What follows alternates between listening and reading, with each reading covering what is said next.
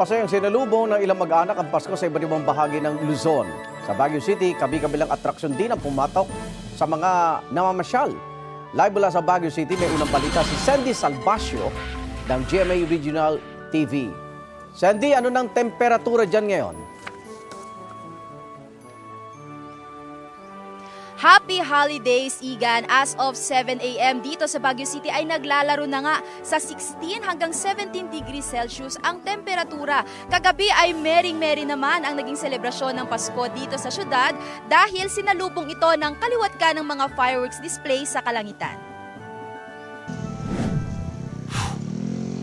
Maliban sa mga pasyalan sa Baguio City, isa rin sa mga must-stop na mga bumibisita sa City of Pines ang taunang Christmas Bazaar sa Rose Garden ng Burnham Park.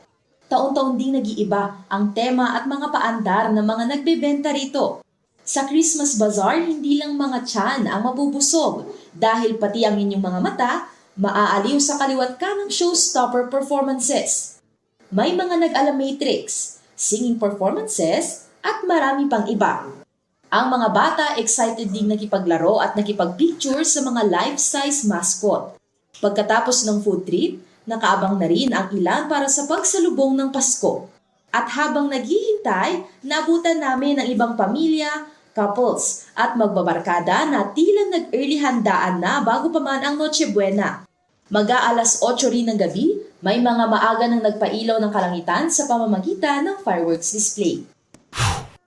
Dumagsa naman ang mga deboto sa Christmas Eve Mass sa St. John the Evangelist Cathedral sa Dagupan City.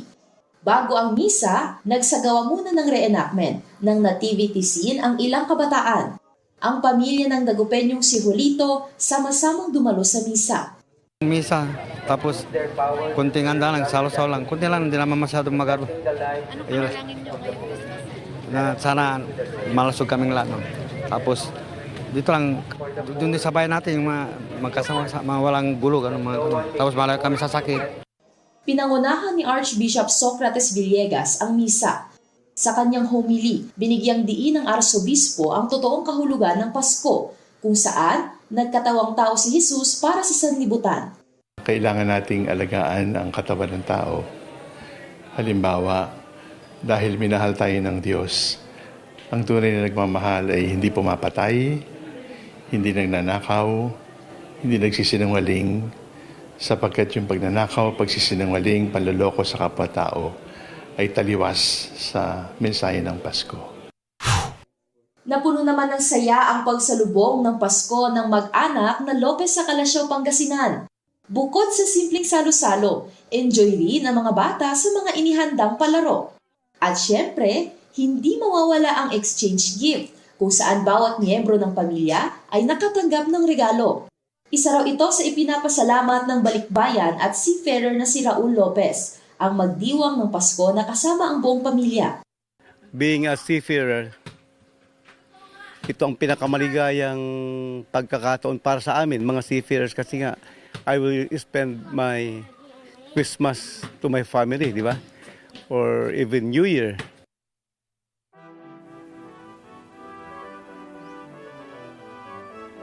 Igan, pagkatapos nga ng pagsalubong ng Pasko ay nakagala mode on naman ngayon ang ating mga kapuso para samantalahin ang long vacation at habang maaliwalas pa ang panahon ngayong umaga dito sa Baguio City. Yan muna ang mga latest mula rito.